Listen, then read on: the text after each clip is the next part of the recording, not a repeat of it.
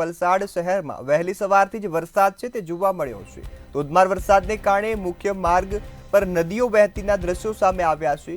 સેગવી ગામ ખાતે મુખ્ય માર્ગ છે તેના પર નદીઓ છે તે વહેતી થઈ છે। સેગવી ગામનો મુખ્ય માર્ગ છે પાણીમાં ગરકાવ થયો છે। માર્ગ પર પાણી ભરાતા વાહન ચાલકોને હાલાકી ભોગવવાનો વારો છે તે આવ્યો છે। ત્યારે વહેલી સવારથી વલસાડ જિલ્લામાં વરસાદ છે વરસી રહ્યો છે।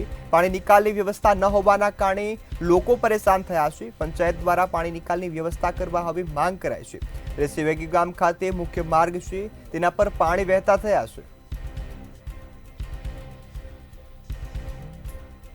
ત્યારે માર્ગ પરથી પાણી ભરાતા વાહન ચાલકોને હાલાકી ભોગવવાનો વારો આવ્યો છે। આગાહીને પગલે હવે વલસાડ જિલ્લામાં વરસાદ છે તે ધબધબાટી બોલાવી રહ્યો છે અને આ વરસાદ વચ્ચે ધોધમાર વરસાદથી હવે મુખ્ય રસ્તાઓ છે તે પર નદીઓ વહેતી થઈ છે। સેગવી ગામ ખાતે મુખ્ય માર્ગ પર નદી વહેતાના દ્રશ્યો સામે આવ્યા છે। સેગવી ગામનું જે મુખ્ય માર્ગ છે તે પાણીમાં ગરકાવ થયો છે। ત્યારે પાણીનો નિકાલ ન થતા વાહન ચાલકો ભારે હાલાકી છે તે ભોગવી રહ્યા છે। સતત 15 દિવસથી વલસાડ જિલ્લાની અંદર મેઘમય યથાવત છે। ત્યારે વલસાડ જિલ્લાના તમામ તાલુકાની અંદર છૂટો છવાયો વરસાદ છે તો ક્યાંક ભારે વરસાદ છે। વલસાડ શહેર તેમજ આસપાસના ગામોમાં ભારે વરસાદ છે। ત્યારે આપણે દ્રશ્યો બતાવીશ વલસાડના સેગવી ગ્રામ પંચાયતના। આજે સેગવી તેમજ મહોદને જોડતો રોડ છે ત્યાં પાણીની જે નદીઓ છે તે વહેતી હોય તે પ્રકારના દ્રશ્યો છે। થોડા ઘણા વરસાદની અંદર જ આ રસ્તા ઉપર પાણી ભરાઈ જતા હોય છે અને રાહદારીઓને મુશ્કેલી ભોગવવાનો વારો આવે છે। આ ગામની સાથે 12 ગામો બીજા જોડાયેલા છે જેના કારણે અહીંના જે રાહદારીઓ છે તેમને પરેશાની ભોગવવાનો સામનો આવ્યો છે। આપનું જે શું કહેવું છે આપનું? જરાક પણ વરસાદ આવે એટલે આવું જ છે। કોઈ દિવસ બી પાણી નીકળતું જ નથી। ગાડી કાઢવી ભારે રહીએ।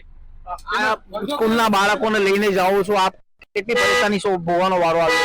1 કિલોમીટર ફરી પડે, પછી 1-2 કિલોમીટર તો જવાય। ગ્રામ પંચાયતના સરપંચને કે કોઈપણને જાણ કરી છે ખરી? ના, નથી કરી। પણ એ લોકોનો રસ્તો જ બનાવવાનો આ છે પ્રોપર। ટોટલ 10-12 ઘરને લાગે આ રસ્તો। મગોટ ડુંગરી મેં 18 બધાને આ જ લાગે છે। કેટલા વર્ષની સમસ્યા? 8 વર્ષોથી આ છે પાણી, દર વર્ષે છે। 1 વર્ષથી નથી, દર વર્ષની જ છે।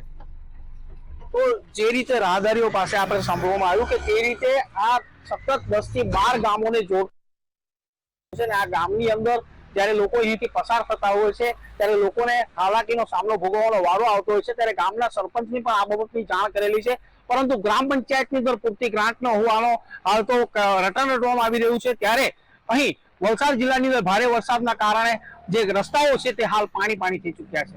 મયુર જોશી, મંતવ્ય ન્યૂઝ, વલસાડ।